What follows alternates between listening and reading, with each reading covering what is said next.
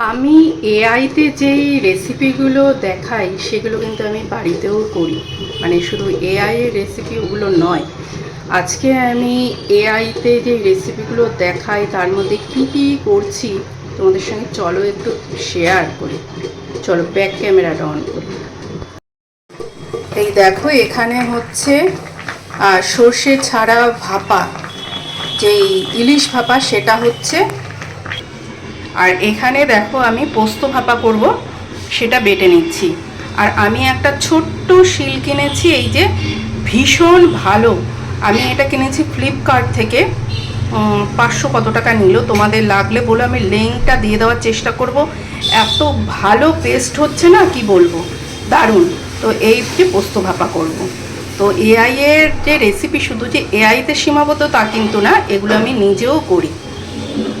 ইলিশ ভাপা আর পোস্ত ভাপাটা কেমন হলো তোমাদের সঙ্গে একটু শেয়ার করি। এটা হচ্ছে ইলিশ ভাপা।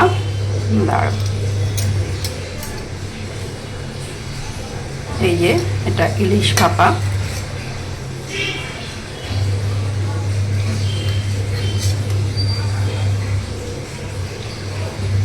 সর্ষে ছাড়া ইলিশ ভাপা।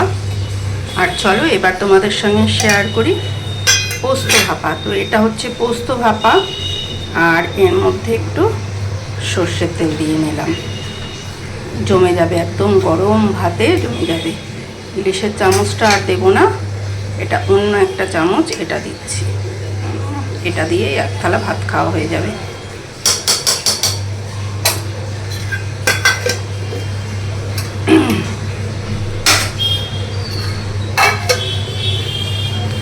চলো আজকে তোমাদের সঙ্গে না আমি একটু মেনুটা শেয়ার করি কী কী হয়েছে। এখানে হয়েছে 2টো ডিম পোচ। কেন হয়েছে সেটা বলছি। এখানে হচ্ছে পনির আলু দিয়ে একটা তরকারি, আর এখানে হচ্ছে ভাত, ঢাকাটা দিয়ে দিই। আর এখানে হচ্ছে ইলিশ মাছের একটা ল্যাচা আর তেল ভাজা। তো ডিম পোচটা কেন করেছি, কেননা আমার মেয়ে ইলিশ মাছ খায় না। আর ইলিশ মাছের আজকে দেখলেই ভাপাটা করেছি, ইলিশ মাছ ভাপা। তো ইলিশ মাছও খাবে না, তার জন্য ওর জন্য 2টো ডিমের পোচ, আর ওর জন্য পনির আলু দিয়ে একটা তরকারি। ও ভীষণ ভালো খায় পনিরের তরকারি। আর কালকে রাতে করেছিলাম চিকেন ভর্তা, সেটা আছে, খেলে খাবে এখন, নাহলে রাতে খাবে। এই হচ্ছে আজকে আমাদের ছোট্টখাট্টো মেনু। 3টে বেজে গেছে, বুঝতে পেরেছো, এখনও খেতে পারিনি।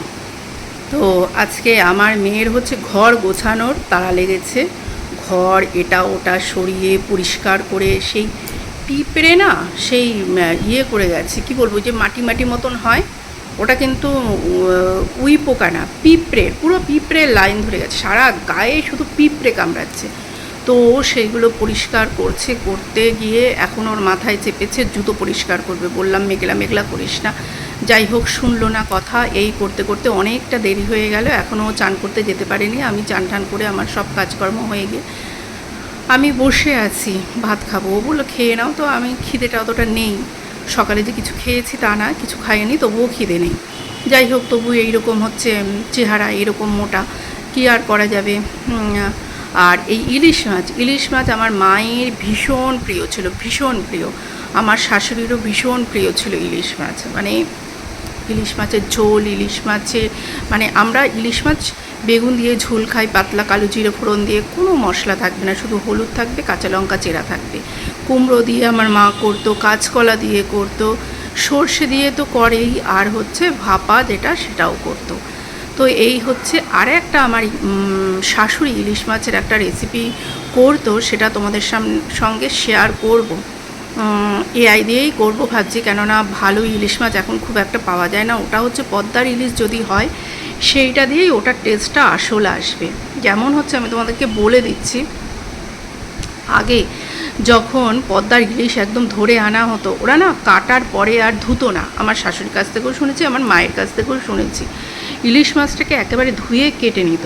এইবার সেই মাছটার গায়ে নুন হলুদ মাখিয়ে নিত। এবার কড়াইতে হচ্ছে জল দিত, বেশ করে কাঁচা লঙ্কা দিত আর সর্ষের তেল দিত। ওটা যখন ফুটে উঠবে, ওই মাছটাকে ওর মধ্যে ছেড়ে দিয়ে ধরো 10 মিনিট মতন ফুটিয়ে 10-15 মিনিট ফুটিয়ে সিদ্ধ করে নিত। এইবার ওই ঝোলটা দিয়ে আর এই মাছটা দিয়ে যে খাবে না, সেটার একটা অদ্ভুত টেস্ট, অদ্ভুত টেস্ট। তো সেটা না খুব ভালো মাছ না হলে সেটার হয় না, ওই টেস্টটা আসে না। তো এটা আমি এআই দিয়ে করবো ভাবছি। তো তোমাদেরকে আমি মুখে মুখেই রেসিপিটা বলে দিলাম, তোমরা যদি ভালো ইলিশ পাও তোমরা অবশ্যই করে দেখতে পারো, ভীষণ টেস্ট হবে। একটু লঙ্কাটা বেশি দেবে, কাঁচা লঙ্কাটা, কোনো ফোড়ন টোড়ন কিচ্ছু দরকার নেই। তো আমার হাজব্যান্ডও ভীষণ ভালো ইলিশ মাছ খায়, কিন্তু এখন যেখানে আছে সেখানেও হচ্ছে ইলিশ মাছটা খুব একটা ভালো পাওয়া যায় না।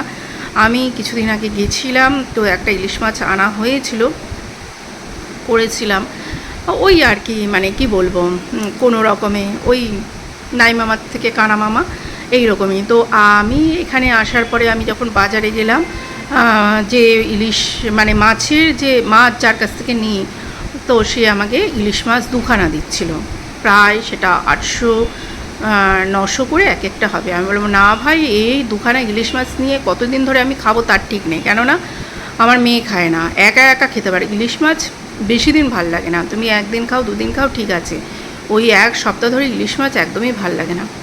আমার হাজব্যান্ড থাকলে ঠিক ছিল, তাকে ভাজা দাও, তাকে হচ্ছে সর্ষে দিয়ে ঝাল করে দাও, তাকে হচ্ছে ঝোল করে দাও, মানে সে খুব ভালো ইলিশ মাছ খায়। এই হচ্ছে ব্যাপার। তো ওর জন্য একা একা এখন ইলিশ মাছটা খেতেও ইচ্ছা করে না, মানে যত ভালো করি রান্না করি মনে হয় জানি স্বাদ আসে না, কেননা ভালো যে খায় সে বাড়িতে নেই। তো একা একা কি আর ভালো লাগে ভালো মন্দ খেতে, এই হচ্ছে ব্যাপার। তো টাটা বন্ধুরা, ভালো থেকো। অনেক দিন পর এইভাবে ক্যামেরার সামনে আসলাম। টাটা।